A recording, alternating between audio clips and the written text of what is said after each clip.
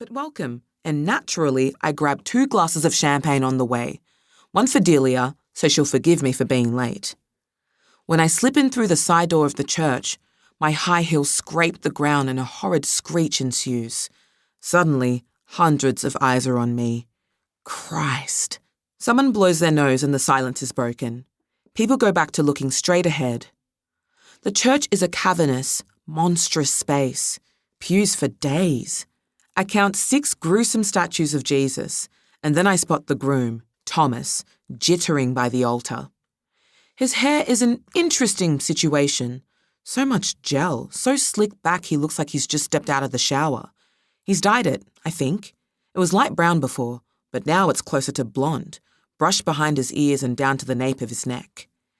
He should know he has too much forehead for this hairstyle, which for some reason reminds me of Nicolas Cage and the word lacrosse. I can't quite explain it. A furtive glance around the room tells me that the wedding has not yet started, but that most of the seats are full. I scour the faces, looking for Delia. I'm wondering how Thomas knows this many people when a rigid arm shoots in the air. Delia. She's waving her hand around in circles, bracelets jingling along her wrist.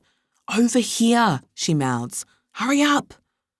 I shimmy past a few disgruntled guests and reach her in the middle of the pew. "You're late, Prue." Delia is indeed sour, her lips pressed and her voice flat. "Only a little," I say. She raises an eyebrow.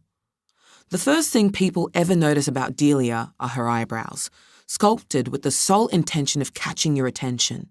Thicker than a finger, darker than black, and carved with such rigidity you'd think Delia had taken a knife to her own forehead. I've tried to replicate them myself without much success. If someone asked me what I envied most about Delia, I'd say it's her eyebrows. I extend one of my champagne glasses to her. "Want one?" She declines. "Where did you get those?" She frowns. "You're the only person here with alcohol." Her legs are crossed and her head dips. I know she's frustrated.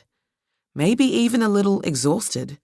She's in that position where her back is curled over and her chin juts out. She looks like poultry. "Really?" I ask, triggering a brief browse around the room. Delia huffs, straightening. She's wearing those beige heels she loves because they go with everything, and a dress I haven't seen in years. Slim fit, floral, strapless, with a zipper up the back. She's got all her best jewelry on, rings on every finger, bracelets on both wrists, and her favourite gold necklace draped across her collarbones. Her birthstone, ruby, the focal element. The last time she wore this dress was at her engagement party, where I drained too many glasses of Chardonnay and had to peel myself off her sofa the next morning. The dress's sprightly colours remind me of a primary school juice box. "I waited out the front for 40 minutes, Delia continues. "You said you'd be here early." I've accidentally spilt some of my drink on her, it seems. She's licking a finger and wiping her forearm. "I thought you said this wedding was by the beach," I say. Delia frowns. "I never said that." "I thought it was going to be outside. It's a bit ghastly in this church. I certainly wouldn't choose to get married here." "Is that why you're late?" she asks. "Because you got lost wandering around Bondi Beach?" I take a sip of champagne. And another one. I sneak a look at Delia. "No, I left the house late, so..." She rolls her eyes. "And I forgot there were roadworks this weekend," I add. "Sorry." "Right. I'm here now, aren't I?" She sighs, then nods. She can never stay mad for long. That's what I love about her. I readjust my dress as the groomsmen take their places, and Delia finally notices my outfit. It's a body-hugging burnt orange number with lace and a low cut across the chest.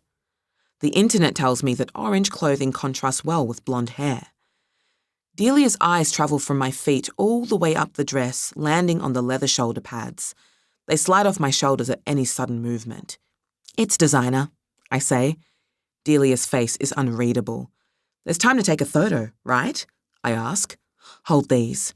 She rather reluctantly holds my drinks while I fish my phone out of my clutch. "Remember what we talked about?" "Yes, I remember," I say.